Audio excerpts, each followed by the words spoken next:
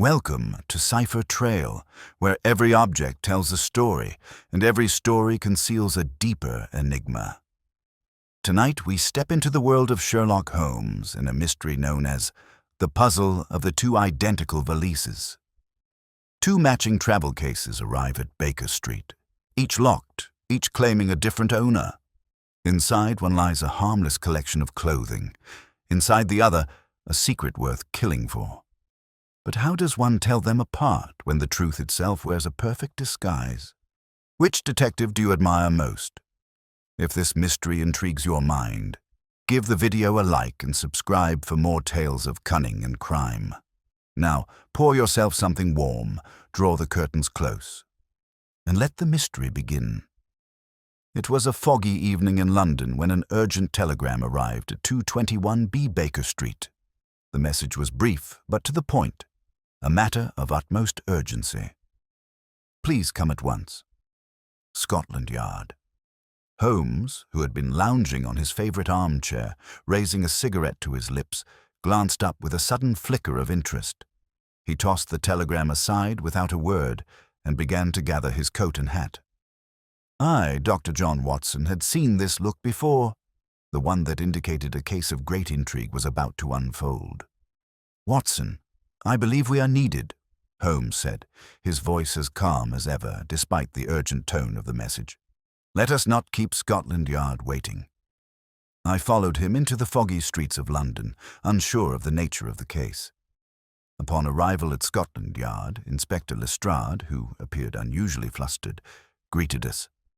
Ah, Holmes, Watson, thank you for coming so promptly, Lestrade began, his face taut with concern. We have a situation that defies all explanation. He led us to a small office where two identical valises sat on the floor side by side. The sight of the bags was puzzling enough, but it was the circumstances surrounding them that had baffled Scotland Yard. These two valises were found in a locked room with no sign of forced entry, Lestrade explained, his voice tinged with frustration. The room was locked from the inside, and yet both valises were placed on the desk as though someone had deliberately left them there. I took a closer look at the bags. They were indeed identical, each made of fine leather, with polished brass clasps and a subtle monogram engraved on the front, the kind of valise one would expect to belong to a well-to-do gentleman. Holmes knelt down to inspect them, his keen eyes scanning every detail. Something does not sit right here, he muttered, almost to himself.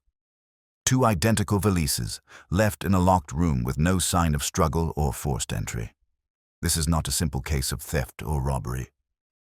Exactly, Lestrade said, nodding vigorously. We've checked the room for clues, but there's nothing. No fingerprints, no sign of a struggle. It's as if the valises just appeared out of thin air. Holmes stood up, his sharp gaze fixed on the bags. Tell me, he said, his voice taking on a more serious tone. Where were these valises found? In the study of Sir Charles Montague, the wealthy barrister, Lestrade replied. He was the one who found them, but he insists he has never seen them before in his life. Ah, a man who has never seen them before, yet they were found in his study. How curious. I glanced at Holmes, waiting for him to explain his train of thought. Instead, he fell silent, his mind clearly already racing ahead. Watson, he said suddenly, his tone now entirely focused, I believe the key to solving this mystery lies in the details.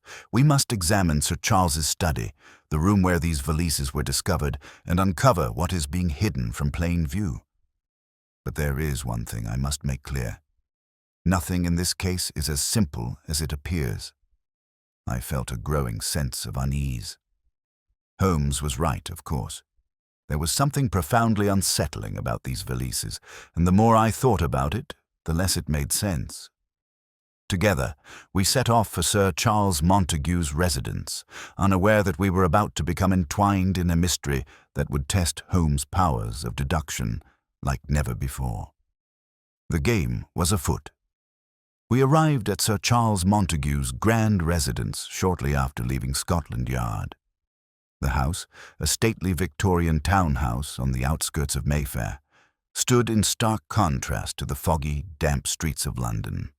Its tall windows and high stone walls gave it an air of wealth and old-world dignity, but there was something eerie about the silence that surrounded it. Lestrade led the way inside, where we were greeted by a butler, who ushered us directly to Sir Charles's study.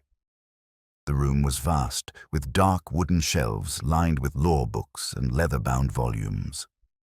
A large fireplace loomed on one side of the room, though it had not been lit.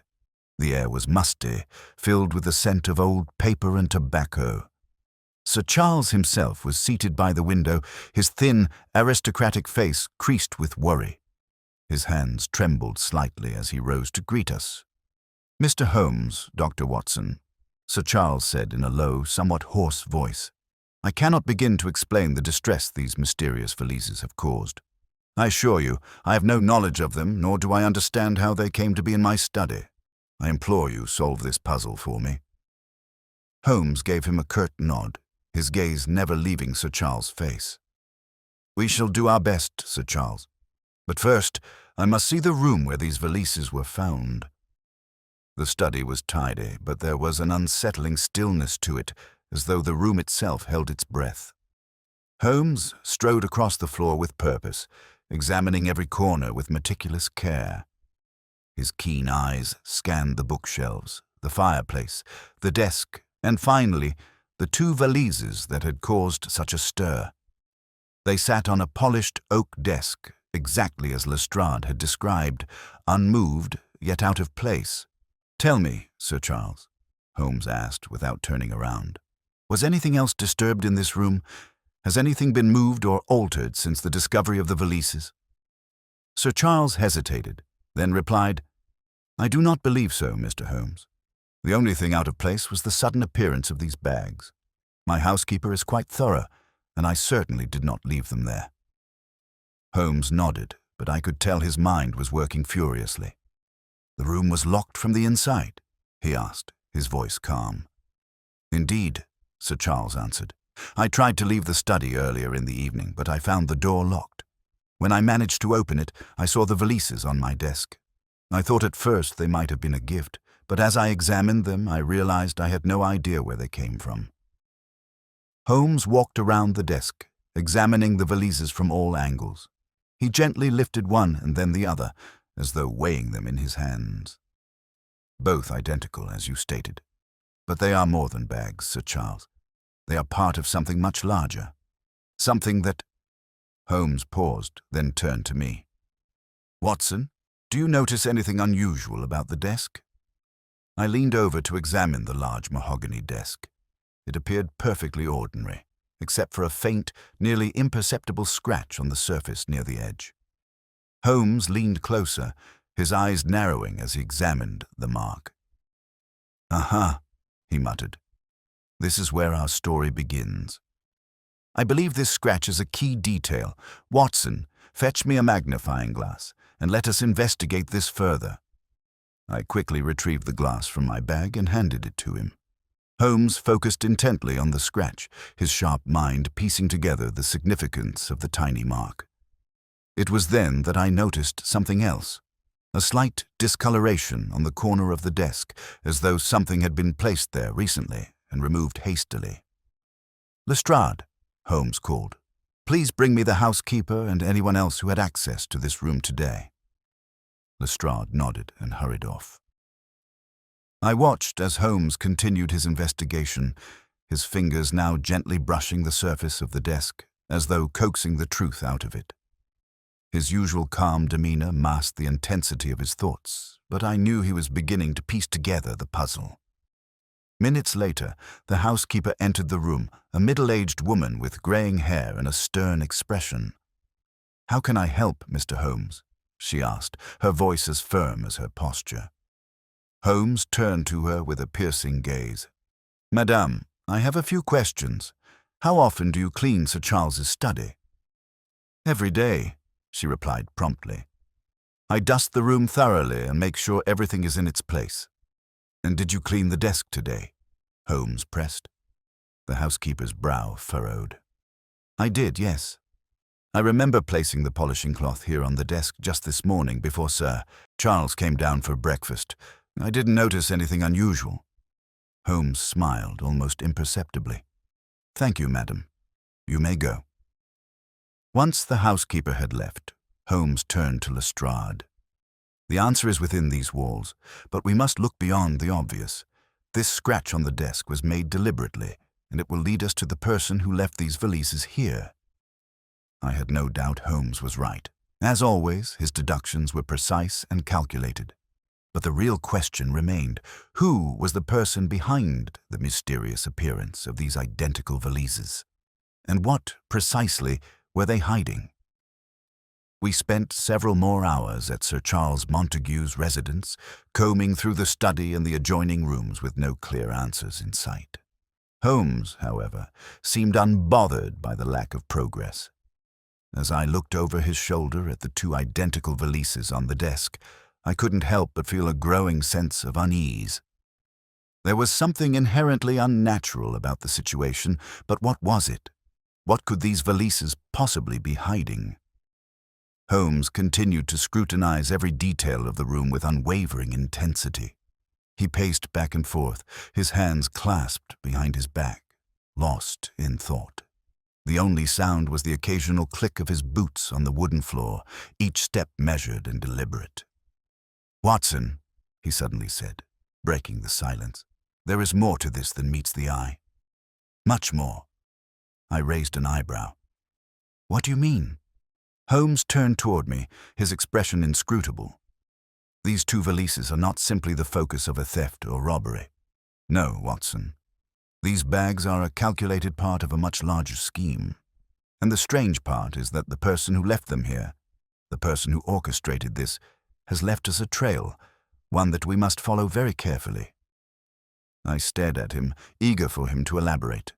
But before he could continue, the door to the study opened, and Inspector Lestrade stepped in, holding a piece of paper in his hand. "We've found something, Holmes," Lestrade said, his voice tinged with hope. "One of the valises has a label on the inside, hidden beneath a flap. It bears a name." Holmes's eyes lit up with the kind of fire I knew meant that the pieces were beginning to fall into place. "And the name?" Lestrade handed the paper to Holmes, who studied it with a sharp, discerning gaze. The name read, Lord Reginald Hawthorne. Lord Hawthorne, Holmes mused aloud, a man of considerable wealth and influence. He is well known in London society. I could see the wheels turning in Holmes's mind. His fingers lightly tapped the side of the valise as he processed the new information. "It seems our case is taking a more complicated turn, Watson. We must investigate Lord Hawthorne."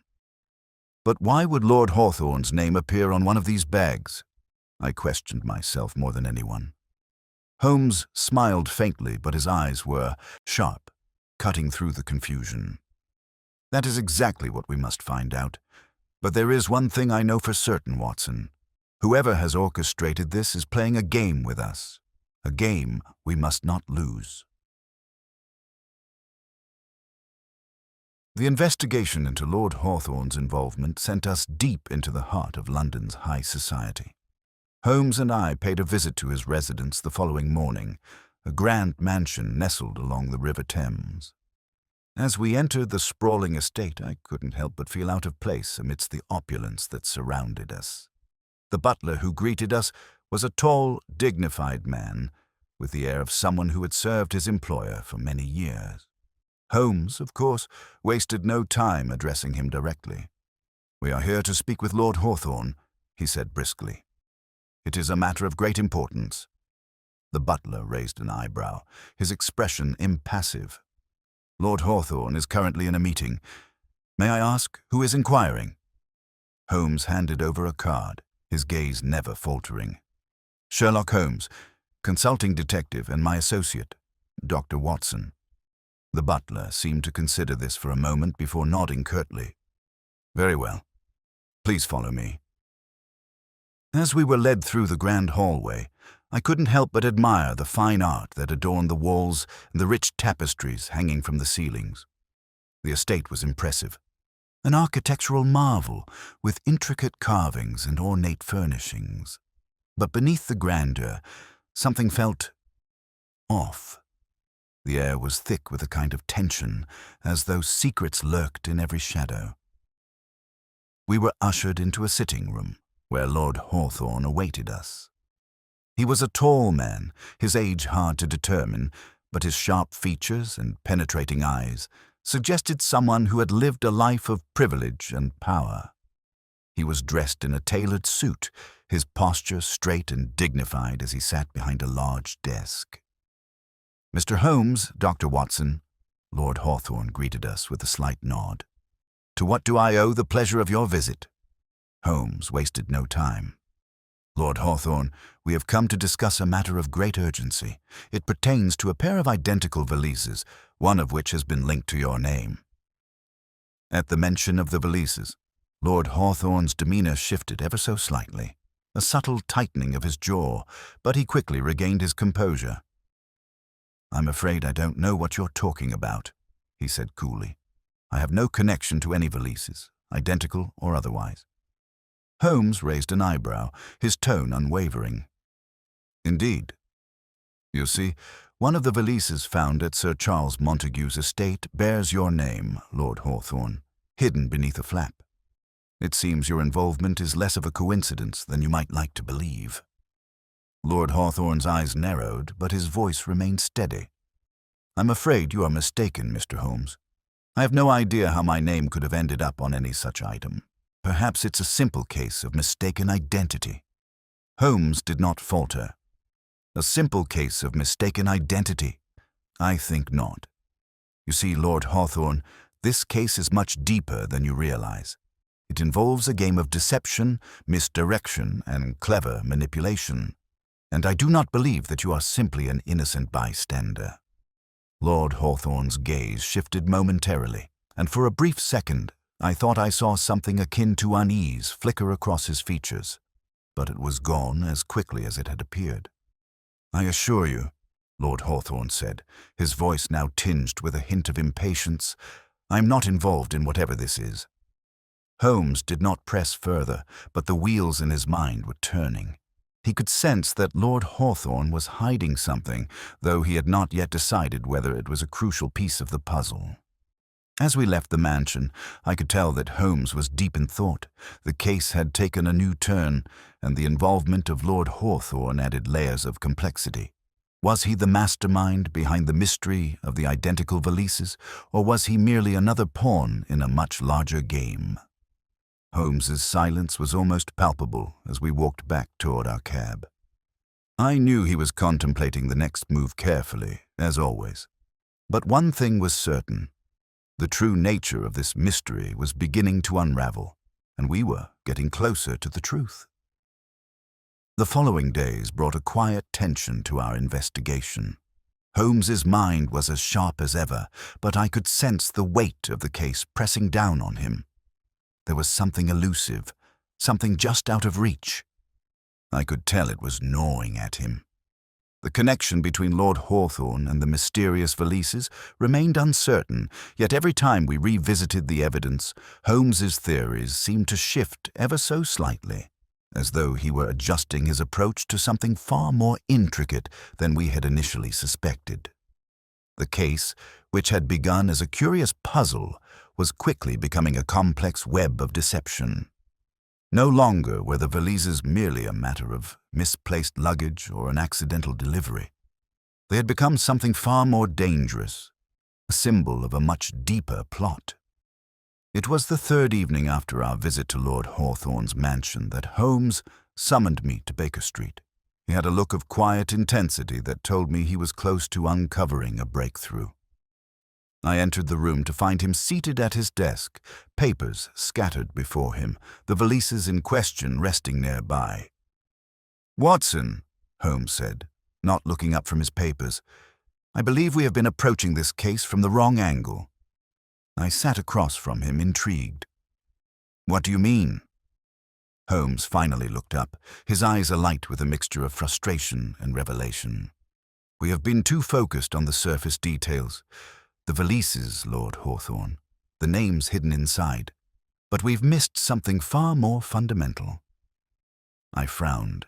"What have we missed?" "A key element, Watson," he replied, leaning forward. "The very fact that these identical valises were left in Sir Charles Montague's study, undisturbed, meticulously placed, as though meant to be found. That is our first clue." He paused for a moment, allowing the significance of his words to sink in. Then, with a sudden clarity in his voice, he continued, "These valises are not just personal belongings, nor are they part of a random scheme. They are pieces of a larger plan, a plan that has been carefully orchestrated from the start." I was silent for a moment, processing his words. "So, you believe there is someone behind this? A mastermind who is using the valises as part of a calculated game?" "Exactly," Holmes said, his voice steady. "Someone who has the resources and the cunning to manipulate events without leaving a trace. We've been chasing the wrong suspects, Watson. Lord Hawthorne, though no doubt involved, is not the true architect of this plot." I felt a flicker of doubt. "But the valises were found in his study. His name was inside one of them. Surely that suggests he is directly connected." Holmes smiled faintly, the expression not one of triumph, but of quiet contemplation. "There is a reason why we have not found solid proof linking Hawthorne to these valises. We are being misled, Watson. The man who left these bags in Sir Charles Montague's study has been careful to plant just enough evidence to steer us off course. I have no doubt that Lord Hawthorne is involved, but he is not the one pulling the strings." I leaned back, still digesting Holmes's words. "Then who is? What's the next step?" Holmes tapped his fingers on the desk, his gaze focused far off, as if seeing something beyond the walls of the room. "We must examine the circumstances surrounding Sir Charles's study more closely. We must look at the people who were closest to him, those with both the opportunity and the means to plant these valises. But who would do that? Why would someone go through all this trouble?" Holmes rose abruptly, his mind clearly racing. "That, Watson, is what we must find out, and I believe we can, if we trace the steps of the people who had access to Sir Charles's study in the days leading up to the discovery of the valises." We made our way back to Sir Charles Montague's estate the following day, where Holmes insisted we speak with the housekeeper once more. She had been the last to clean the study before the valises appeared, and Holmes suspected she might have unwittingly noticed something significant. As we entered the study again, I could see the subtle tension in Holmes's posture, his sharp eyes flicking over every corner, every detail. He moved to the desk, running his fingers across the surface once more, as though trying to unlock the secrets hidden in the very wood of the desk itself. The housekeeper arrived shortly. Afterward, her face anxious, clearly aware that we had not yet uncovered the full truth. Holmes, however, greeted her with his usual calm. "Madame, I trust you are well?" he asked politely, though his tone made it clear he was focused on something much deeper than pleasantries. The housekeeper nodded, though her nervousness was palpable. "Yes, Mr. Holmes. How may I assist you today?" Holmes wasted no time. "I would like to know more about the days leading up to the discovery of the valises. Who else had access to this room?" The housekeeper hesitated for a moment, then replied, "Only Sir Charles, of course. And occasionally I would bring him his meals here if he chose to dine in, but no one else, not unless it was for some business or guests." Holmes raised an eyebrow. "Guests? Who might they have been?"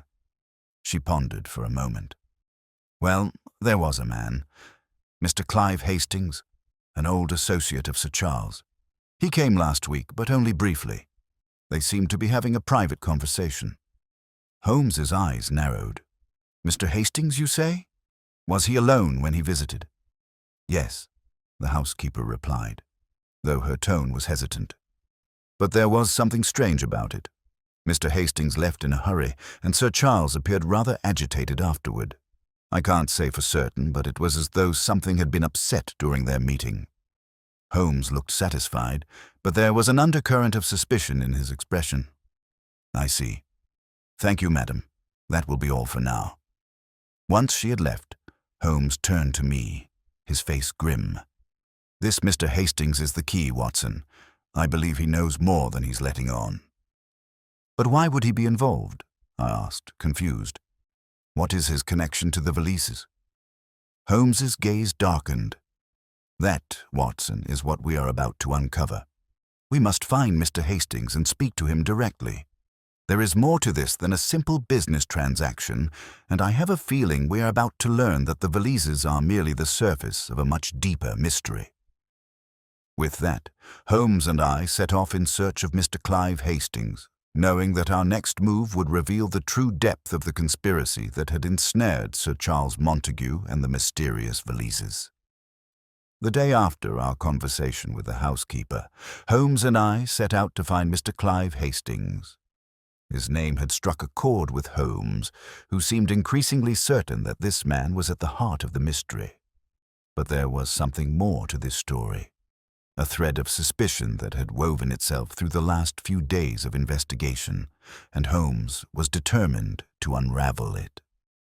We first visited Hastings's address in a quiet part of London, tucked between row houses with faded paint and flower boxes perched at the windowsills. The street, though charming, had an air of neglect, and the homes appeared to be home to the working class or retired individuals. We made our way to the door of number 47, which was slightly ajar. Holmes knocked twice, and after a moment's pause, a frail woman answered the door. Her face was kind but weathered, a reflection of years spent in hard work. She looked us over with mild curiosity, but Holmes, with his natural authority, spoke first. "Good afternoon. We are here to speak with Mr. Clive Hastings. Is he home?" The woman, her face clouded with uncertainty, nodded slowly. "Mr. Hastings? Yes, but I'm afraid he's not here just now.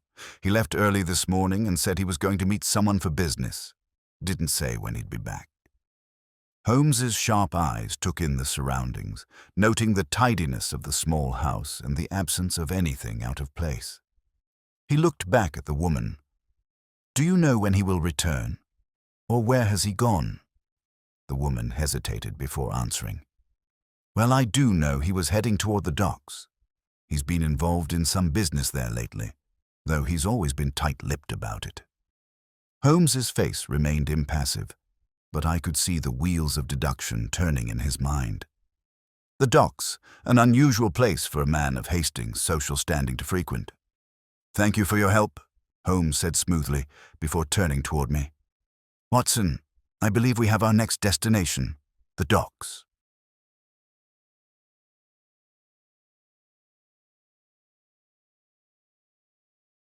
The London docks were a world unto themselves, a sprawling network of warehouses, boats, and cargo that stretched along the river. The scent of salt water mixed with the sharp tang of oil, and the sound of seagulls screeching overhead as ships unloaded their goods. The area was bustling with activity, but despite the bustle, there was a palpable sense of secrecy in the air. It was a place where business could be conducted under the radar, far from the prying eyes of London's elite. Holmes and I made our way down the narrow alleyways between the warehouses, our eyes scanning the surroundings for any sign of Hastings. The further we went, the less inviting the area became. We passed small, run-down shops, the walls of which were adorned with faded advertisements and peeling paint. The murky water of the Thames lapped quietly at the docks, a constant reminder of the gritty, industrial world that lay beyond the polished veneer of society. As we turned a corner, Holmes abruptly stopped, his eyes narrowing as he took in the scene before him. A small, nondescript building stood at the end of the alley. The windows were dark, but Holmes's sharp gaze caught sight of a figure entering the building, his posture unmistakably familiar. "There he is," Holmes muttered under his breath. "Clive Hastings." I followed his gaze, my own eyes narrowing. It seemed that Hastings had indeed been involved in something far more clandestine than simple business dealings. The fact that he was meeting someone here in such an isolated spot only deepened the mystery. Holmes moved swiftly, leading me toward the building. We approached quietly, keeping our footsteps light, careful not to alert anyone to our presence. As we neared the door, Holmes paused and signaled for me to stop. "We must be discreet," he whispered. "We cannot afford to alert Hastings or whoever he is meeting." I nodded, though I was beginning to feel the excitement of the chase. We waited for a moment, watching as the door creaked open. Inside, the dim glow of a single lantern illuminated the room. We could just make out the shadowy figures of two men inside, one of whom I was certain was Hastings. Holmes's face hardened as he took a step forward, signaling me to stay close behind him. We crept toward the door, careful not to make a sound. As we reached the entrance, Holmes pressed his ear to the wooden frame, listening intently. I held my breath, knowing that any wrong move would alert them to our presence. "What do you have for me?" a low voice asked from inside, clearly belonging to Hastings. A second voice, gruffer and more authoritative, responded. "I have what you need, but the price has gone up. You'll have to pay more if you want to keep this operation running smoothly." I could hear the rustling of papers, followed by the clinking sound of money-exchanging hands. Holmes's eyes flicked toward me, a quiet understanding passing between us. We were about to learn something crucial. The gruff voice continued, "I trust you've taken care of the business at Sir Charles Montague's estate. The bag must be placed without any suspicion. We can't afford to make a mistake." Holmes's hand tightened into a fist, his gaze fixed on the door. He was processing the conversation, piecing together the significance of the information. "Yes, it's done," Hastings replied, though there was a slight edge to his voice. "The valise was placed exactly as planned. But I don't trust the detective. Holmes is too clever for his own good." The mention of Holmes's name sent a chill down my spine. I could feel the tension building, and I was certain that we were on the verge of uncovering the heart of the conspiracy. "Then you'd better be prepared," the gruff voice warned. "Holmes might be a genius, but even he can't solve everything." There was a brief silence, followed by the sound of the door opening. Holmes and I quickly stepped back into the shadows, retreating from the building. As we moved away, I turned to Holmes, my mind racing. Hastings was working with someone, and it seems they've been involved in more than just the Valises. There's something larger at play here, isn't there? Holmes's face was unreadable, but his eyes sparkled with an intensity I had seen only when he was on the verge of unraveling a great mystery. "Indeed, Watson. This is no ordinary case. We are dealing with a man who is not only capable of great deception, but is also playing a dangerous game of manipulation. The Valises were only a piece of a much more complex puzzle." I could feel the thrill of the chase in the air. Our investigation had taken us to the edge of something much larger than we could have anticipated. Hastings, the Valises, and the cryptic meeting at the docks were all part of a carefully constructed web, one that we were now at the heart of. The question remained, who was the man behind it all, and what was his true goal? The revelation that Clive Hastings had been in contact with someone else about the mysterious Valises sent a ripple of anticipation through my mind. As Holmes and I made our way back to Baker Street that evening, I couldn't help but feel that we were drawing closer to the center of a complex web of deceit. The case had begun with the discovery of two identical Valises and the involvement of Lord Hawthorne. But now, with Hastings' name appearing in the mix, it was clear that this was no ordinary crime. Holmes was unusually quiet during our return to the flat. I could sense his mind working at a rapid pace, piecing together all the fragmented details we had gathered. When we reached the door of 221B, Holmes stopped, his hand resting on the brass doorknob, and turned to me. "Watson," he said, his voice low but intense, "we are standing at the edge of something much larger than we have yet imagined. The man behind these Valises has planned every move with meticulous care. We are dealing with a criminal mind that is both patient and intelligent." I nodded, feeling the weight of the mystery press upon us both. "But who is it, Holmes? Who are we really dealing with? Holmes paused for a long moment, his eyes scanning the street as if searching for answers in the air itself. I believe we are not dealing with one person, Watson. This case is the work of a group of individuals, each with a role to play. The Valises were merely a tool. The true objective is something far greater. We stepped inside the flat, and Holmes immediately went to his desk, pulling out a fresh sheet of paper. He began writing furiously, mapping out his thoughts as they came to him. His handwriting was precise, as if every word was part of a puzzle he had already begun solving. The first step was the Valises themselves, Holmes said, more to himself than to me. Placed carefully in Sir Charles Montague's study, they were the perfect means of drawing attention. But it was not the Valises themselves that were the true objective. It was the message they carried. He stopped writing for a moment and turned to face me. The name inside the bag, Lord Hawthorne, was no accident. His name was included to lead us in the wrong direction, to make us believe that he was at the center of this mystery. But why Lord Hawthorne? I asked, feeling the frustration of a man who could not see the entire picture. Why would someone go to such lengths to implicate him? Because Lord Hawthorne represents something, Holmes said, his voice sharp. He is well connected and influential. His name alone would be enough to draw attention. But there is more at play here, Watson. It is not just about him. It is about what he symbolizes. I nodded, though I still struggled to fully grasp the depth of Holmes's reasoning. And Hastings?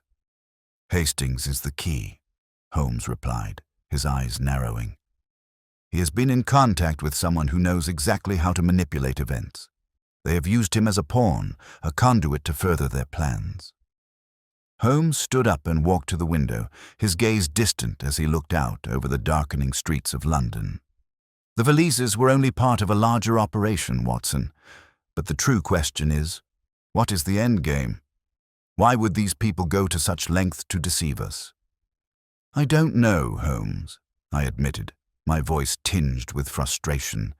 But I feel as though we are so close to uncovering the truth. Every time we think we have a lead, it slips away. Holmes turned back toward me, a look of determination crossing his face. The key, Watson, is not to focus on the most obvious details. We must look at the bigger picture. Who stands to gain the most from this elaborate ruse? I watched him closely as he continued to pace. The answer, I knew, was just beyond reach, lurking in the shadows of his mind, waiting to be discovered.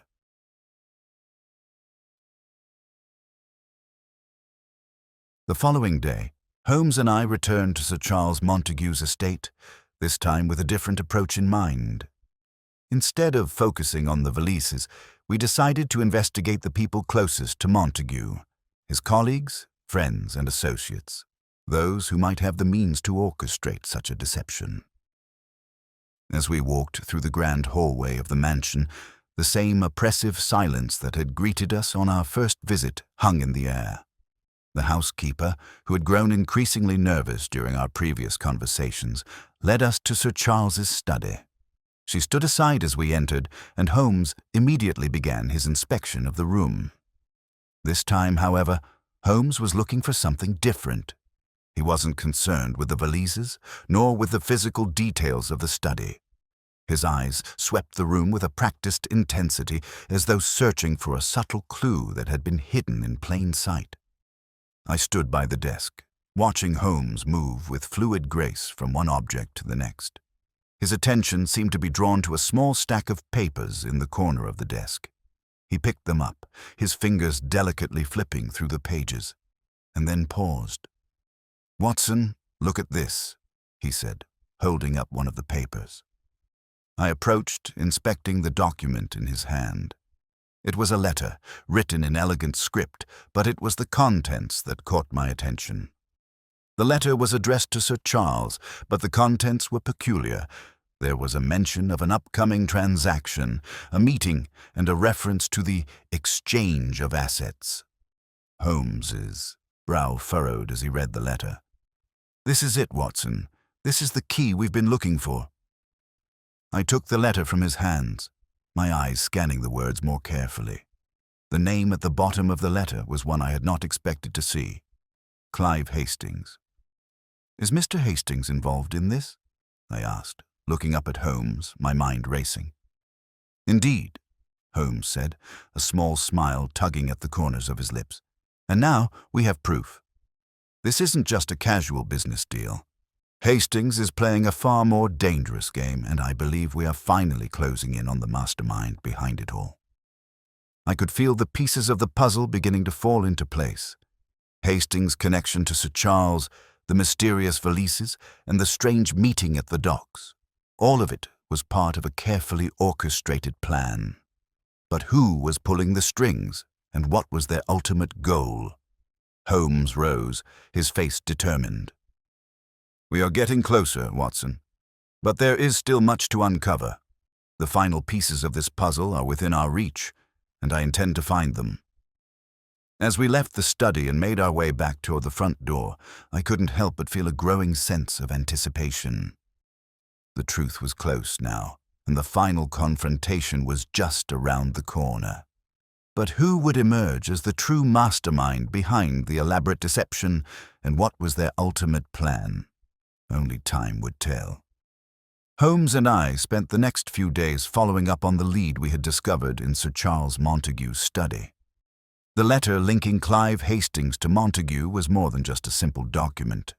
It was a key, unlocking the door to a much larger operation, and Holmes was determined to pursue it to its fullest extent. Yet, despite our growing sense of proximity to the truth, there was an unsettling feeling in the air, as though the closer we came to revealing the mastermind behind this conspiracy, the more dangerous the path became. Holmes, ever methodical, had mapped out our next move carefully. He suggested we look deeper into Hastings' activities, particularly his financial dealings. "If Hastings is involved, Watson, there must be a trail of transactions that connects him to those pulling the strings. And once we trace that trail, we will know exactly who stands behind all of this," Holmes had said, his voice sharp with focus. We started by visiting the places Hastings had frequented. The docks had already provided us with some answers, but we needed to see what his connections were in the financial world. With Holmes's usual flair for getting to the heart of the matter, we paid a visit to several of the banks where Hastings had accounts, speaking with the clerks and accountants who handled his business. After a series of discreet inquiries, we discovered that Hastings had been involved in several large and secretive transactions in the weeks leading up to the discovery of the Valises.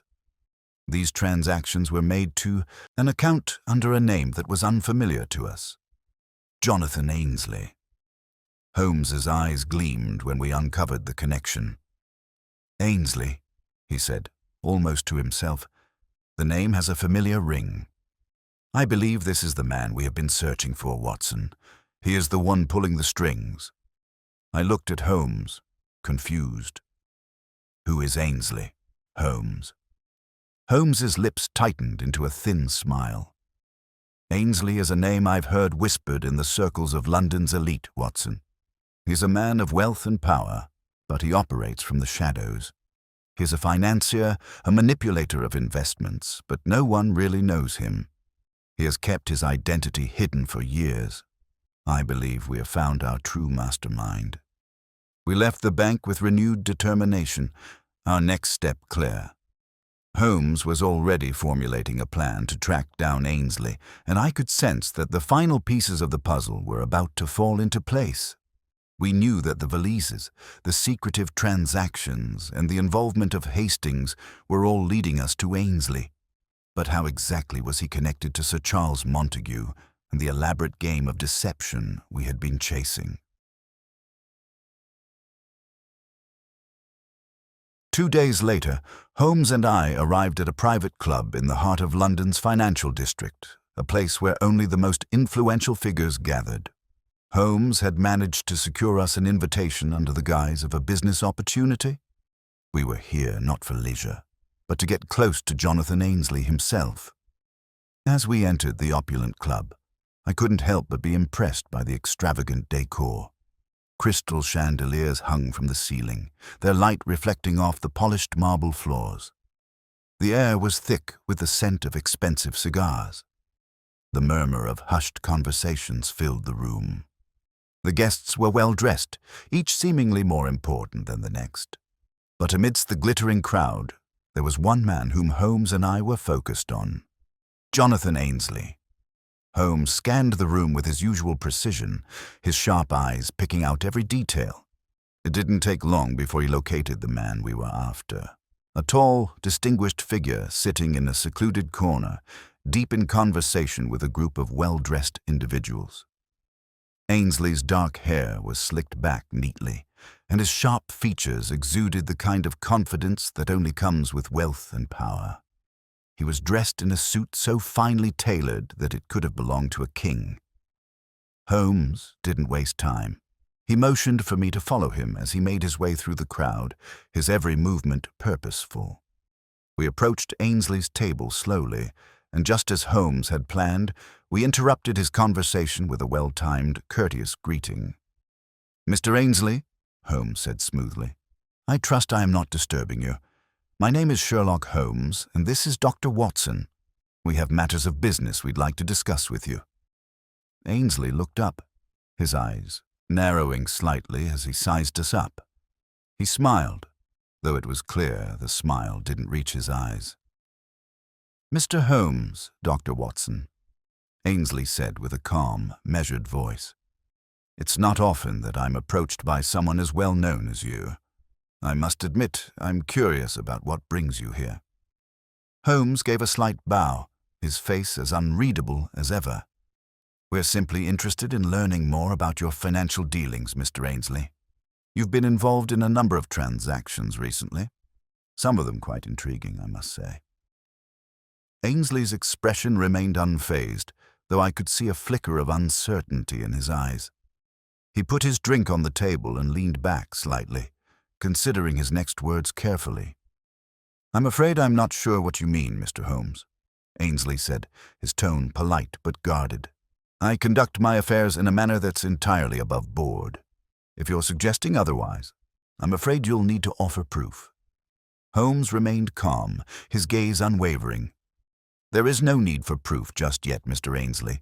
However, I must inform you that we have been following a trail of suspicious activities, and your name has come up more than once."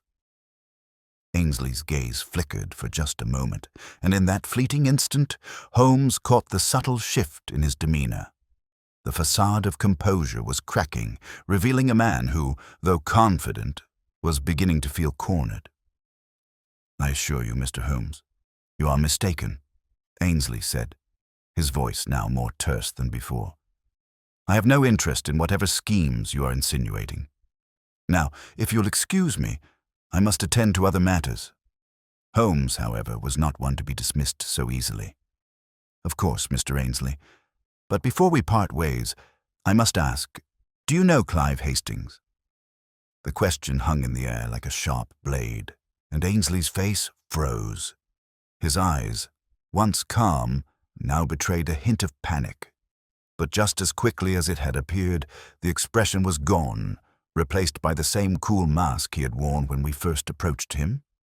"I do not," Ainsley replied quickly. "I have never heard of the man." Holmes did not press him further. He simply nodded, a slight smile playing at the corners of his lips. "Well, Mr. Ainsley, it has been a pleasure meeting you. We may speak again soon." As we turned to leave, I could feel the tension between us and Ainsley, the weight of unspoken words hanging in the air. Ainsley's smooth responses, however, did not fool Holmes. He had seen something in Ainsley's eyes, a crack in his composure that spoke volumes. "We're getting closer, Watson," Holmes said quietly as we stepped into the cool night air. "Ainsley is hiding something, and I believe he's at the very heart of this conspiracy." I nodded, though my thoughts were still racing. The truth was just out of reach, but I knew that Holmes's instincts would guide us to the heart of the mystery. The final revelation was near, and with it, the identity of the man who had orchestrated this elaborate web of deception. The days that followed our encounter with Jonathan Ainsley felt like a tension-filled pause, a brief interlude before the storm. Holmes had studied Ainsley's every word, his every subtle gesture. He had seen the fleeting moment of vulnerability that the financier had failed to hide, and I could tell that Holmes was on the verge of uncovering something monumental. But while the pieces of the puzzle were falling into place, the final picture remained just out of reach. Holmes spent much of the next few days in deep contemplation, carefully retracing the steps we had taken. Each clue, each conversation was examined and re-examined, as if the key to the entire case was hidden within the most minuscule detail. I could see his mind working at a furious pace, and though he spoke little of his thoughts, I could tell that he was closing in on something important. I, on the other hand, was left to ponder the true nature of the conspiracy we were entangled in. The Valises, the mysterious transactions, and the cryptic dealings surrounding Sir Charles Montague's study. Each element pointed toward a larger plan, but the question remained, what was the endgame? What could Ainsley and his associates possibly gain from such a carefully orchestrated scheme?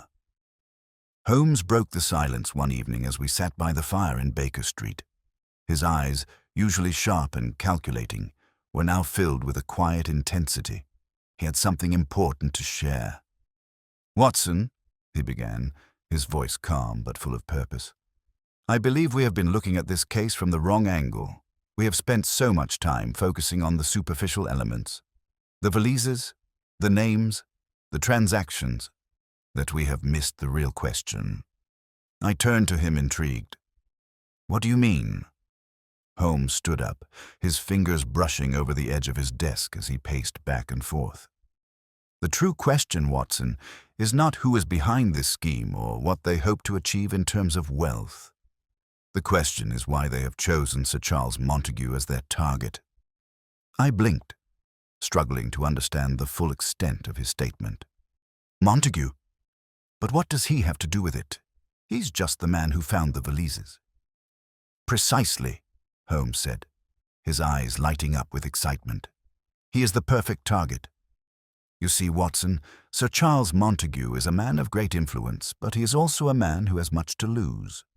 His connections to high society, his wealth and his reputation, all of it makes him a valuable pawn in someone else's game. The valises, the letters we found, the transactions, they are all part of a larger plot to discredit him, to destroy his life."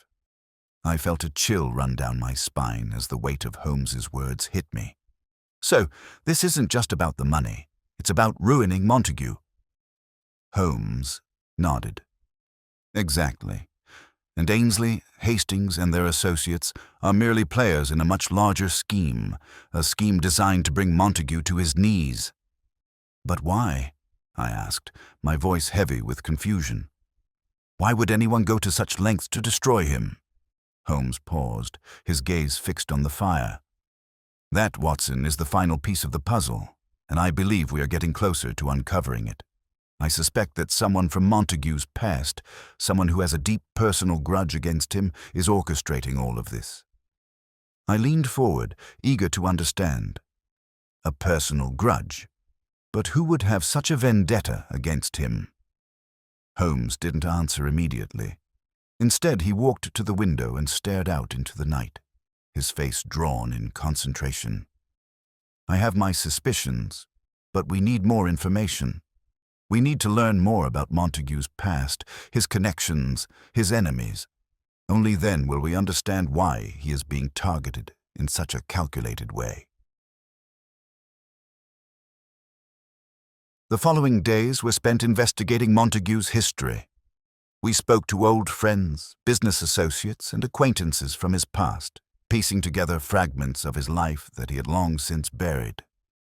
It became clear that Montague had made a few enemies along the way, particularly among those whose fortunes had been affected by his decisions in the past. One name kept coming up in our conversations: Edward Carlyle. Carlyle had once been a close friend of Montague's, a fellow businessman who had fallen from grace after a failed venture that Montague had distanced himself from. The fallout from the failure had ruined Carlyle's career, leaving him bitter and vengeful. Now he lived in relative obscurity, though it seemed clear to Holmes that he had never forgiven Montague for his role in the downfall. Holmes' face darkened as he listened to the details of Carlyle's fall from grace. This, Watson, is the man behind the curtain. Edward Carlyle is the one orchestrating this entire scheme. I felt a shiver run down my spine as Holmes's words hit home. Carlyle? But how does he fit into the picture? Holmes turned to me, his face grim. It all makes sense now.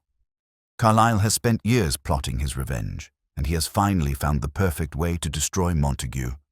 By using the Valises, the letter, and Hastings as his pawn, he is framing Montague for a series of criminal activities that will ruin his reputation beyond repair.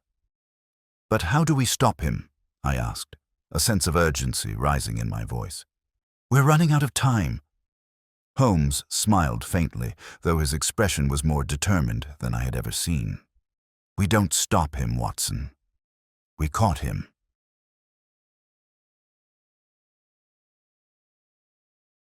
We spent the next few days preparing our plan to confront Edward Carlyle. Holmes's strategy was as bold as it was meticulous. We knew that Carlyle had been hiding in plain sight, using his business dealings as a cover for his true intentions. Holmes believed that if we could expose him for the manipulator he truly was, we could not only clear Montague's name, but also put an end to his twisted game. The final confrontation took place in the very heart of London's financial district, where Carlyle's business dealings were still active. Holmes had arranged for a discreet meeting with Carlyle, under the guise of negotiating a business deal. It was a risky move, but Holmes was confident it would force Carlyle into the open. As we entered the boardroom, I could feel the tension in the air. Carlyle was seated at a long table, his face as cold and calculating as ever. When he saw us enter, his eyes flickered with a hint of surprise, but he quickly masked it with a smile. "Mr. Holmes, Dr. Watson," Carlyle said smoothly, his voice low and measured. "I wasn't expecting you. To what do I owe the pleasure?" Holmes didn't waste any time. "We know what you've been doing, Carlyle. We know about your vendetta against Montague, and we know that you've been using Hastings, the Valises, and the transactions to frame him." Carlyle's smile faltered for a moment, but he quickly regained his composure. "You're mistaken, Mr. Holmes. I have no interest in Montague. He's nothing more than a business associate to me." Holmes's gaze never wavered. "Don't lie, Carlyle. We have all the evidence we need. You've been pulling the strings from the shadows, and it's time for you to face the consequences." For the first time, Carlyle's mask slipped. His eyes narrowed, and a flash of anger crossed his features. "You think you've won, Holmes?" he spat. "You think you can stop me? Montague deserves to be ruined, and I will see it done. He took everything from me." Holmes stepped closer, his voice low but resolute. "Not if I can help it, Carlyle. This ends now." The game was over. Carlyle's plans had unraveled, and the truth was finally exposed. As Holmes and I left the meeting room, I couldn't help but feel a sense of relief. The puzzle had been solved, but the man behind the curtain had finally been revealed. And for Edward Carlyle, there would be no escape from the consequences of his actions. The weeks following our confrontation with Edward Carlyle passed in a whirlwind of activity. Holmes and I continued to gather the final pieces of the puzzle, confirming the suspicions we had long held about the true nature of the conspiracy. While Carlyle was being dealt with, the full scope of his plot, his manipulations, his vendetta against Sir Charles Montague, had become clear. But as we looked back over the case, it was evident that the mystery was far from simple. We had been pawns in a game that had been carefully constructed long before we had even come into the picture. With Carlyle's arrest and the unravelling of his schemes, Sir Charles Montague was, at last, freed from the web of deceit that had ensnared him. His name was cleared, and the false accusations against him were swiftly dismissed. It seemed for a moment that the case had come to its satisfying conclusion. But Holmes, ever the perceptive detective, was not content to let the matter rest.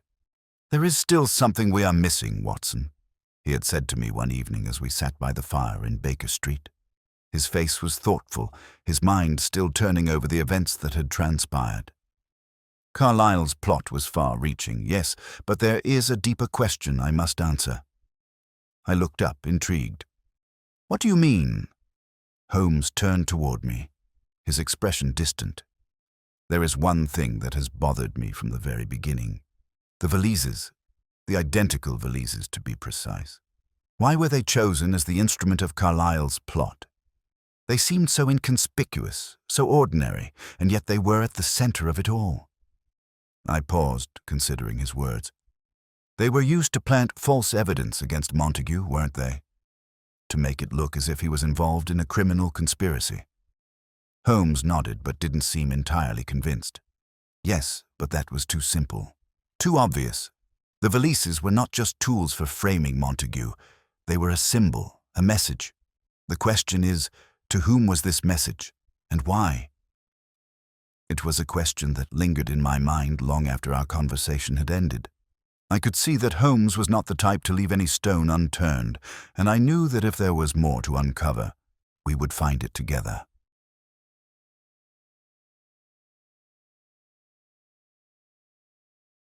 Our next course of action was to delve deeper into the history of the Valises themselves.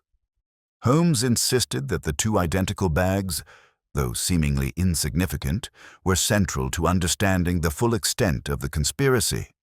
The more we investigated, the more it became clear that these were no ordinary luggage.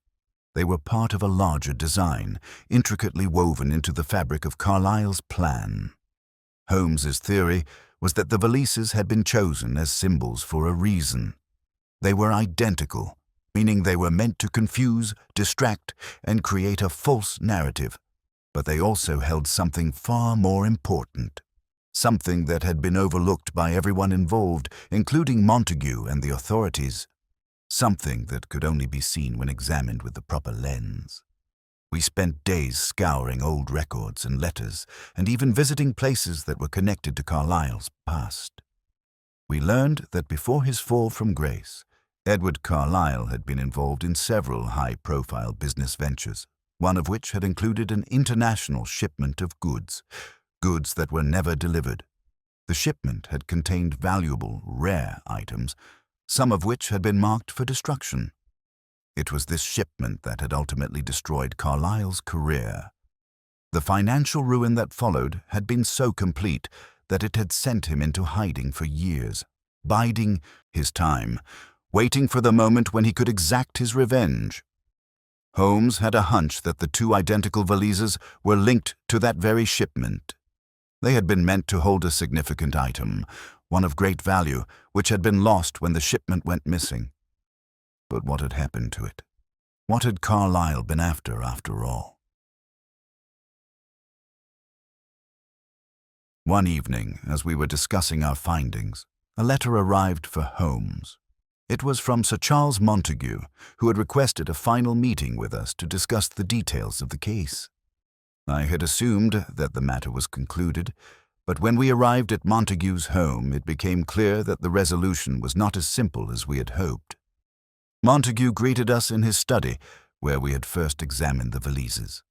His face was drawn with the weight of recent weeks, but there was an air of relief about him. He sat us down and poured us each a drink before speaking. "I must admit, Holmes," Montague began, "I thought that with Carlyle's arrest, everything would return to normal, but as I reflect on what has transpired, I can't help but feel that there is still something I don't understand, something I missed." Holmes listened intently, his eyes never leaving Montague's face. "What do you mean, Sir Charles?" Montague paused, choosing his words carefully. "It's the Valises. They were placed in my study with the intention of framing me. But why? Why me? I didn't have any involvement with Carlyle's business, nor was I in any way connected to the missing shipment. So why would he target me specifically?" Holmes leaned forward, his gaze intense. That, Sir Charles, is exactly what we need to uncover, and I believe we are closer to the answer than ever before. Montague's eyes widened. Do you think there's more? More that we don't know? Holmes's face softened slightly, but his expression was serious. I believe there is, yes. And I believe that the Valises are not the final clue, but rather the first step toward understanding the larger scheme. Montague looked at us both, his face a mix of confusion and curiosity. So, what do we do now? Holmes's voice was calm, but there was a fire in his eyes. We trace the origins of the Valises themselves. We find out who commissioned them, who made them, and who had access to them. Only then will we understand the true motive behind all of this. The meeting ended with a sense of urgency. It was clear that while the immediate danger had been dealt with, there was still much to learn. Holmes's instincts were sharp, and I knew that if there was more to uncover, he would stop at nothing to find it. As we left Montague's residence, I could feel the weight of the case pressing upon us once more. The Valises, which had once seemed like mere props in a game of deception, were now the key to understanding the full scope of Carlyle's plan. We were closer than ever to uncovering the truth, but the final pieces of the puzzle had yet to be revealed. Holmes's voice broke through my thoughts. We're not finished, Watson. Not yet. I nodded, my resolve firm. We were close to the truth, and nothing would stop us from unraveling the final layers of this intricate mystery. The game was still afoot. The days after meeting Sir Charles Montague were tense. Holmes's theory that the Valises held more significance than initially thought consumed our every thought. If the Valises were just a distraction, a way to frame Montague, then what was the real purpose behind them? What could they reveal about Carlyle's elaborate plot? Holmes, with his uncanny ability to detect patterns, had a new lead in mind: the origin of the Valises themselves. We needed to trace them back to the source, the person or people who had ordered them. The clues we had gathered so far were pieces of a much larger puzzle, and now it was time to place them all together. Holmes spent the following days gathering information, scouring records of the workshop that had produced the Valises. He had already suspected that they were not ordinary luggage, given the attention to detail in their design and the precision with which they had been placed in Sir Charles's study. There had to be something significant about them, something tied to the people who were orchestrating the deception. I found myself growing impatient as the investigation seemed to drag on. Every time we seemed to be getting close to an answer, a new question arose. I could sense that Holmes, despite his usual calm demeanor, was frustrated by the lack of direct answers. But his methodical mind, ever focused, refused to let the case slip through our fingers. He was determined to uncover the full truth. One afternoon, as I was perusing some of the papers Holmes had gathered, I noticed him pacing back and forth in his study.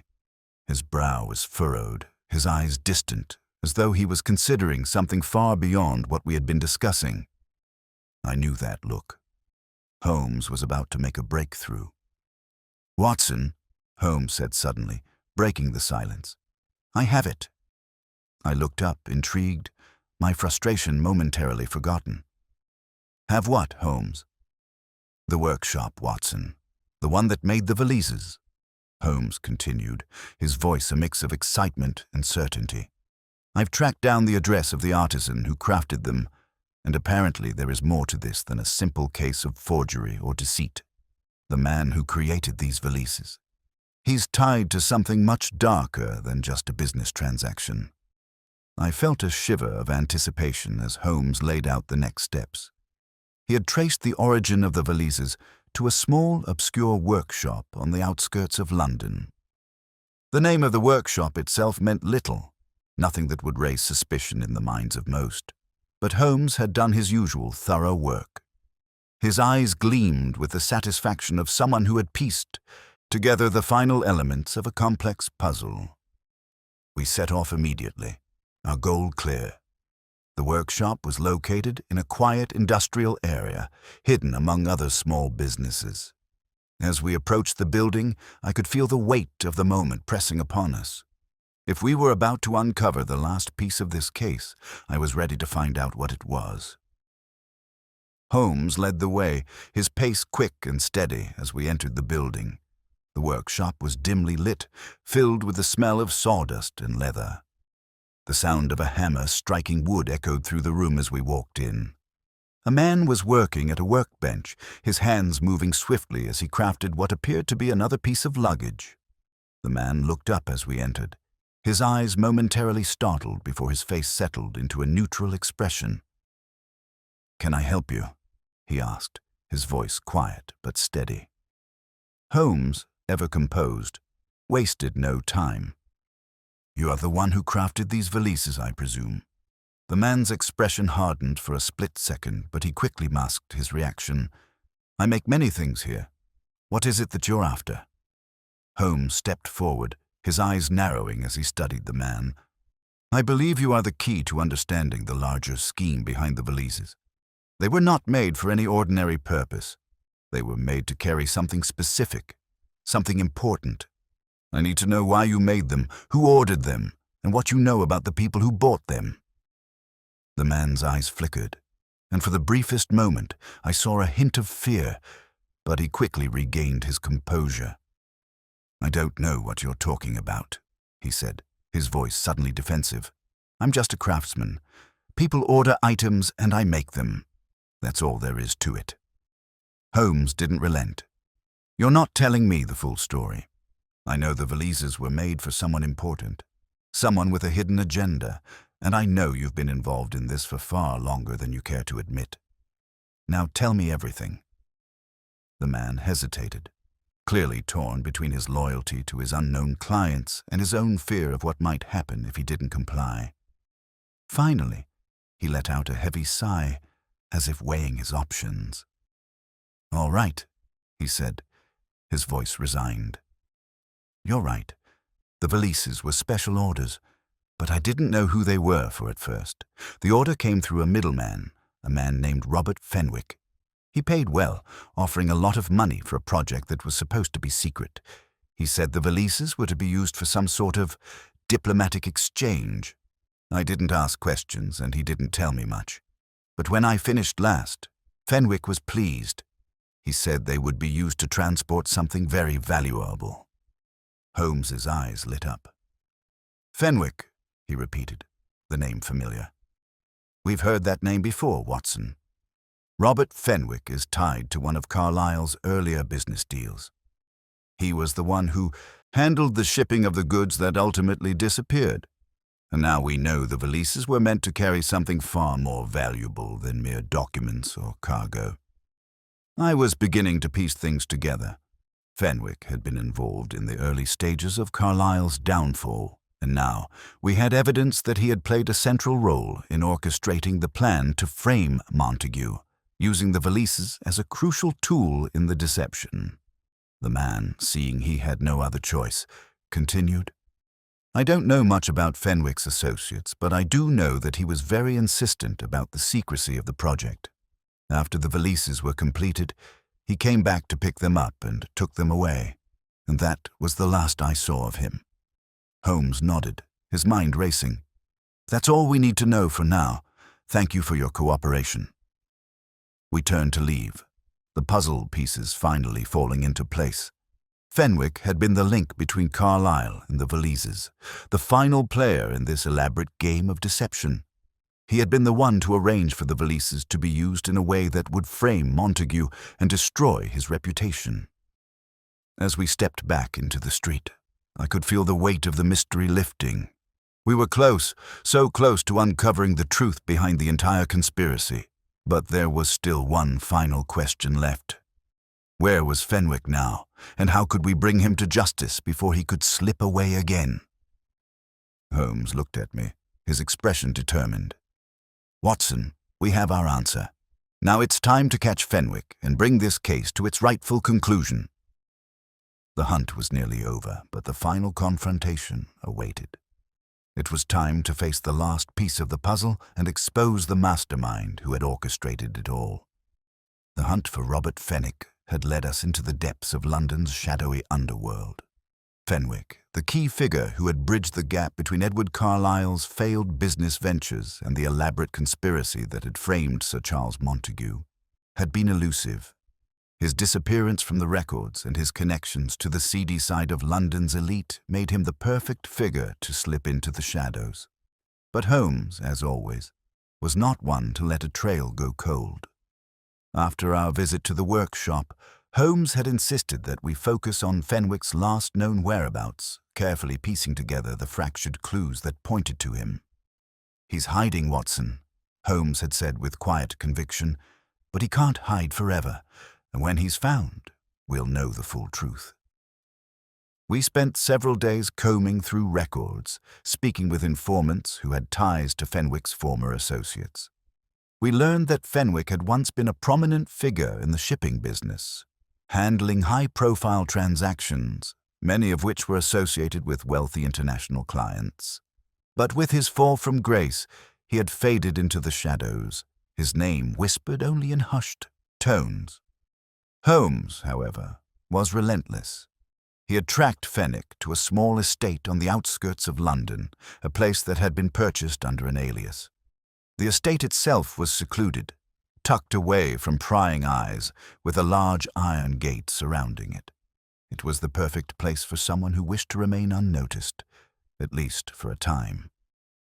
We arrived at the estate just as the sun began to set, casting long shadows over the land. The house was large and Victorian in style, with overgrown ivy creeping up its stone walls. A faint light glowed from one of the upper windows, suggesting Fenwick was home.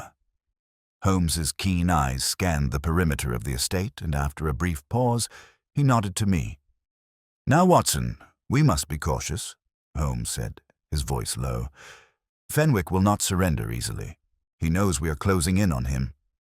I nodded, understanding the gravity of the situation. Fenwick had been at the heart of a vast conspiracy, and now we were on the verge of unmasking him. Holmes approached the gate, his movements silent. After a moment of careful inspection, he found a small latch that allowed us to slip through undetected.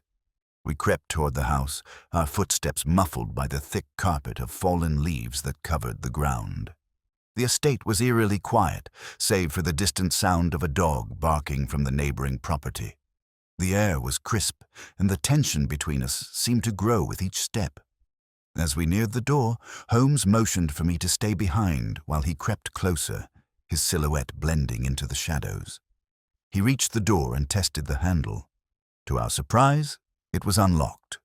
With a glance toward me, Holmes pushed the door open ever so slightly, and we stepped inside. The interior of the house was dark, save for the faint glow from a lamp in the far corner of the room. The walls were lined with bookshelves, and antique furniture filled the space, giving the house an air of forgotten wealth. Holmes moved quickly, his eyes scanning the room for any sign of Fenwick. I followed closely, my heart pounding in my chest. We found him in the study, sitting at a desk, his back to us. Fenwick was hunched over a stack of papers, his fingers moving quickly as he scribbled down notes. His demeanor was focused, almost frantic, as though he was trying to complete something before time ran out. Holmes stepped forward, his voice calm but firm. "Robert Fenwick, I presume." Fenwick's head snapped up, his eyes widening with a mixture of shock and recognition. He stood quickly, knocking over a chair in the process, his hand instinctively reaching for a drawer in the desk. "Holmes," Fenwick said, his voice dripping with both disdain and fear. "I should have known you would come for me. You always have a knack for finding the truth, no matter how deeply it's buried." Holmes's gaze remained fixed on Fenwick, his expression unwavering. "You've been hiding for too long, Fenwick. It's over, now. The game is up." Fenwick's eyes flashed with anger, but he quickly masked it with a forced calm. "You think you've won, don't you? You think you've uncovered everything, but you haven't. You've only seen the surface of what's really going on." I stepped forward, confused by Fenwick's words. "What do you mean? We know everything. Carlyle was just a pawn, and you were the mastermind behind the plot to frame Sir Charles Montague." Fenwick let out a bitter laugh. "You're still not getting it. Carlyle was a fool, a useful idiot who helped me get what I wanted. But there's a lot more here than just Montague. He was just part of a larger puzzle, and you've only scratched the surface." Holmes, ever the detective, seemed to consider Fenwick's words carefully. "What do you mean, Fenwick? What larger puzzle are you talking about?" Fenwick's face twisted into a sly grin. "You think the Valises were just a means to frame Montague, don't you? But that's not the true purpose behind them. The Valises were a message, one that you're too late to decipher. And the people behind this, people you'll never find, are already moving ahead with their plans." Holmes stepped forward, his voice sharp. "What plans? Who are these people? What is your true goal, Fenwick?" Fenwick's smile faded, and for a moment he looked almost defeated. "You're too late, Holmes. I've already completed what I set out to do. And now, nothing can stop it." Before Holmes could respond, Fenwick moved toward the desk with alarming speed, his hand reaching for something hidden within the drawer. I instinctively stepped forward, but Holmes was faster. He lunged at Fenwick, grabbing him by the arm and pulling him back. "Don't try it, Fenwick," Holmes warned. "You won't escape." Fenwick struggled, but Holmes's grip was firm. The room fell into a tense silence as Fenwick glared at him. "You don't understand, Holmes. You're too late to stop what's coming.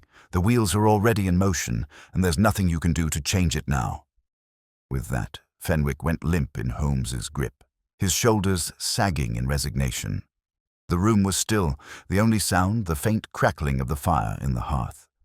Holmes, ever perceptive, studied Fenwick for a moment before turning to me. "Watson, we've uncovered much, but I fear the true extent of this conspiracy is still beyond our reach. Fenwick may have been at the center of it, but he is only one piece of a much larger network." I nodded, feeling the weight of Holmes's words. We had caught Fenwick, but his cryptic final words hung heavy in the air. The mystery was far from over. As we moved to apprehend Fenwick, Holmes's mind was already racing ahead, considering the next steps in what had become a far more dangerous game than either of us had anticipated. The hunt was not yet finished. The web was more intricate than we had imagined, and the final piece of the puzzle remained elusive. But we were closer than ever to uncovering the truth, and nothing would stop us from finding it. Capturing Robert Fenwick should have marked the conclusion of our investigation. Yet as Holmes stood over the man, his gaze fixed on Fenwick's sullen face, it was clear that this was only the beginning of the final chapter. Fenwick had revealed only part of the truth, and the cryptic nature of his last words hung heavily in the air. "The wheels are already in motion," he had said. "There's nothing you can do to change it now." These words resonated with a chilling finality, as if he were warning us that the true architects of the conspiracy were beyond our reach. Holmes, unshaken by Fenwick's resistance, knew that we were not done. There was a deeper layer to this plot, one that remained carefully concealed, hidden by the shadows of those who had manipulated the entire scheme from afar. Fenwick had been their pawn, a key player in a much larger game. We took Fenwick back to Scotland Yard, where he was placed under careful watch. He was no longer a threat to us, but the questions he had raised still lingered in my mind. Who were these elusive figures, these puppeteers, who had masterminded this grand deception? Why had they chosen Sir Charles Montague as their target? And what was their ultimate goal? Holmes spent the following days in deep contemplation. His mind was consumed by the mystery, but he was not one to be deterred by the silence of his suspect.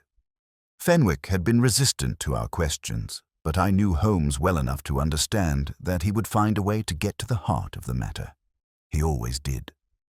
One afternoon, as the cold autumn winds rattled the windows of our flat at 221B Baker Street, Holmes turned to me with a look of quiet determination.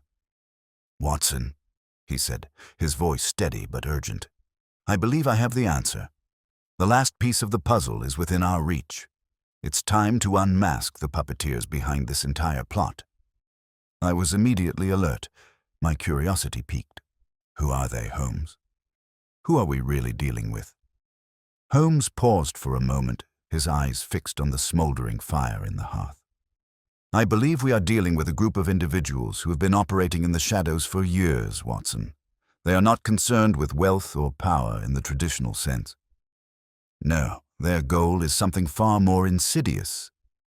Control. I felt a chill run down my spine. Control.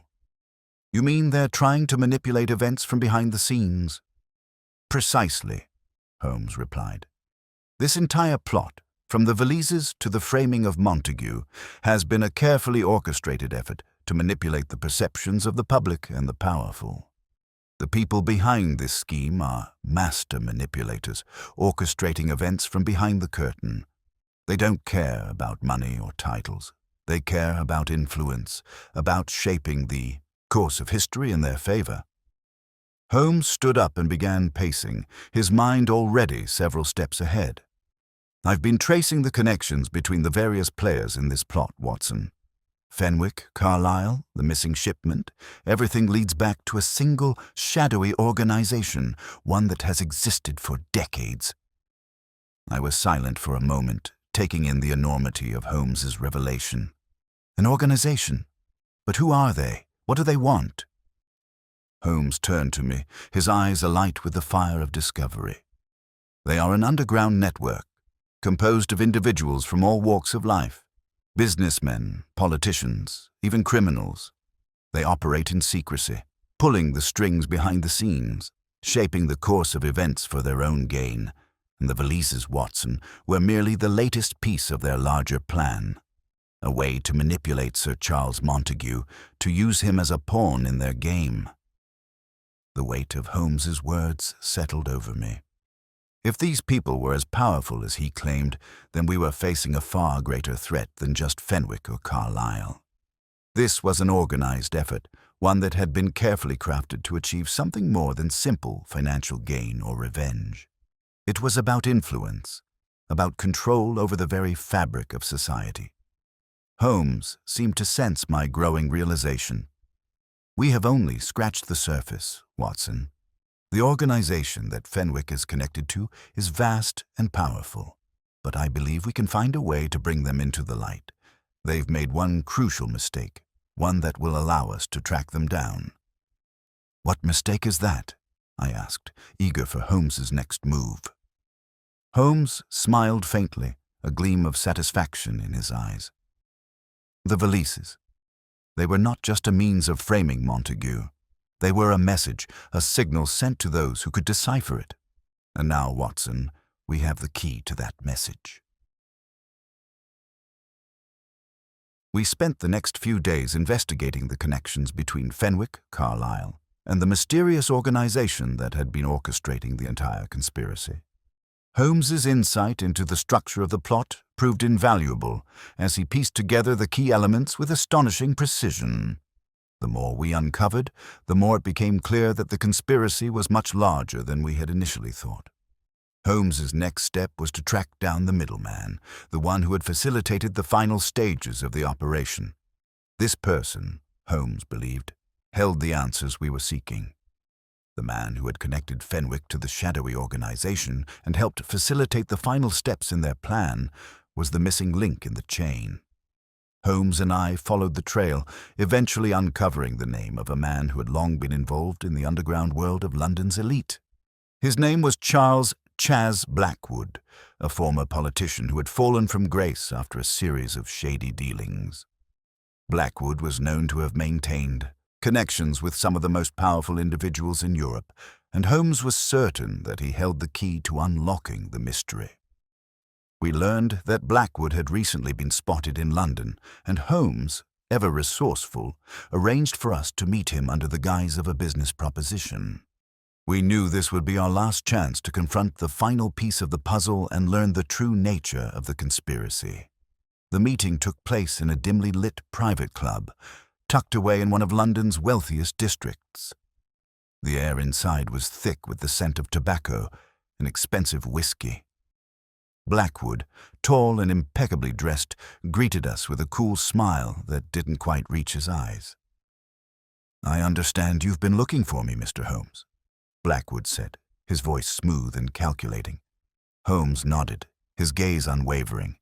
"Indeed, Mr. Blackwood. We've been following a trail that leads directly to you. You've been involved in something far larger than you realize, and it's time for you to answer for it." Blackwood chuckled softly, his fingers tapping the rim of his glass. "I'm afraid you're mistaken, Holmes. I've done nothing wrong. You've been chasing shadows, looking for something that doesn't exist." Holmes leaned forward, his eyes piercing. "I believe you're wrong, Mr. Blackwood. The organization you represent is real, and its influence stretches far beyond what you could imagine. But the time for secrecy is over. It's time for the truth to come to light." Blackwood's face darkened, and for a brief moment I saw a flicker of fear in his eyes. But it quickly disappeared, replaced by a defiant sneer. "You think you can expose us, Holmes? You're too late. The wheels are already turning, and nothing you do will stop what's coming." Holmes's expression hardened. "We shall see, Mr. Blackwood. We shall see." As Blackwood's final words echoed in the air, I realized that the full extent of this conspiracy was yet to be revealed. We were closer than ever to uncovering the truth, but the battle was far from over. The puppeteers may have thought they were in control, but they had underestimated the power of Holmes's determination. The final confrontation was fast approaching, and every moment seemed to carry the weight of the impending revelation. After our meeting with Charles Blackwood, Holmes had grown more determined than ever. We had gathered the pieces, and we now understood the conspiracy's outline, but the final strokes of the picture remained elusive. Holmes had an unshakable certainty that the truth was within reach, yet there was something about the whole affair that gnawed at him. Something wasn't quite right. Over the past few days, Holmes spent hours in deep reflection, retracing each step, each clue, and each conversation we had had with the players involved in this complex game. He sat over his papers, tracing lines and drawing connections with a focus that left little room for rest. I, for one, could see the toll the case had taken on him. Though the evidence was clear, there was still the nagging question of the final puppet master. Someone higher up, someone who had remained untouched through it all. It wasn't until late one evening, when the fog had crept in from the Thames, enveloping the city in a cloak of mist, that Holmes's expression shifted. He had been silent for hours, his pen tapping rhythmically against the edge of his desk, as if he were about to make the most important connection yet. "Watson," he said, his voice cutting through the silence of our flat, "I've been a fool." I looked up, startled by his sudden words. "A fool, Holmes? I hardly think—" "No," he interrupted, his voice sharper than usual. "I've overlooked something so simple that it now seems obvious.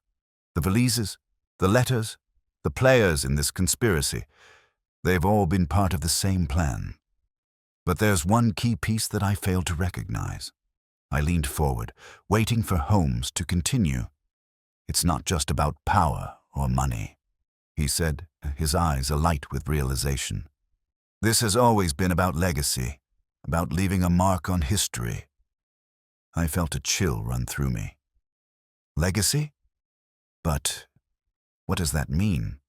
Holmes turned to face me, his gaze intense. The valises weren't just a means to frame Montague, Watson. They were designed to carry something much more significant than simple documents or ill-gotten goods. They were meant to carry a message to the right people.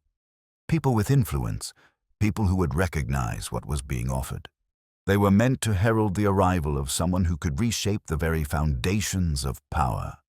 I stared at him, struggling to keep up with his rapid train of thought. But who would go to such lengths for power? Holmes's eyes gleamed as he finally pieced it all together. The mastermind behind this conspiracy, Watson, is not just anyone. It's someone who has been hiding in plain sight. Someone who has been using the valises as a smokescreen to mask their true intentions. "Who, Holmes?" I asked, my voice barely above a whisper, as if the very name of the person might unravel everything. Holmes took a deep breath, his face setting with the calm certainty that had come to define him over the years. "Sir Charles Montague?" I blinked, stunned. Montague? But he's been the victim in all this. He was framed, his reputation ruined. Why would he? Holmes raised his hand to silence me. "Yes, Watson. Sir Charles Montague, in his desperation to preserve his fortune and his legacy, has been orchestrating everything from the shadows. The Valises were never meant to ruin him. They were meant to catapult him into a position of unprecedented influence. Montague has been playing both sides, hiding behind the guise of an innocent victim while simultaneously working behind closed doors to secure power through manipulation." I stood there, absorbing Holmes's words, the realization dawning on me with a sharp clarity. But how did we miss this, Holmes? He was so convincingly framed. Holmes gave a wry smile, his eyes full of understanding. "It was too perfect, Watson. Montague knew the key to his success was making his enemies think he was powerless. He needed the appearance of vulnerability to draw people in, to manipulate their perception. And that's where Carlyle, Fenwick, and others came in. They were mere pawns in a much larger game." "But why the elaborate deception with the Valises?" I asked. "Why frame Montague if he was the mastermind all along?"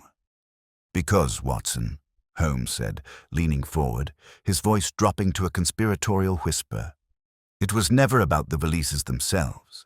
It was about setting the stage for the final act. The Valises were a signal, a way to gain the trust of certain influential figures.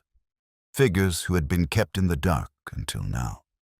Montague needed them to believe in his innocence before he could reveal his true power.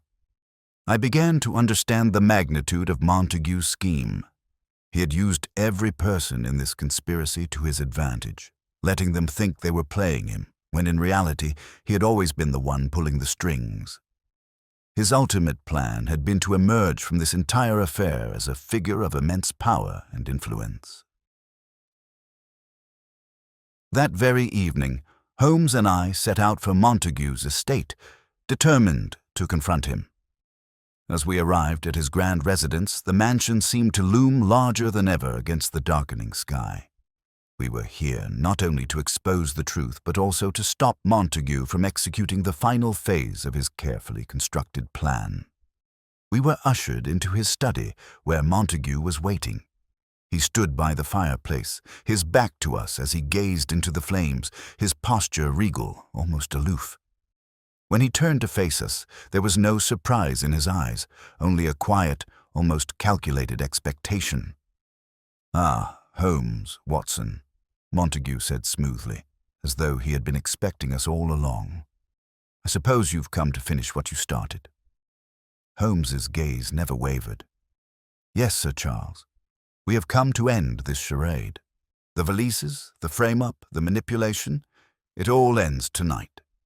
Montague smiled, a smile that was more a smirk than anything. "You've been following the wrong trail, Holmes. I must admit, you've done better than I thought you would, but you're too late. The wheels are already in motion. You'll never stop what's coming." Holmes stepped forward, his voice calm but full of authority. "You've played your game well, Montague, but the truth is, your time has run out. Your manipulation of events, your use of Fenwick, Carlyle, and the others, it all ends tonight. Your legacy will be one of ruin, not power." For a moment, Montague said nothing. Then his smile faltered, and his shoulders slumped slightly. "You don't understand," he whispered. "I had to do it. I had to make sure that my name would be remembered. That I would be remembered."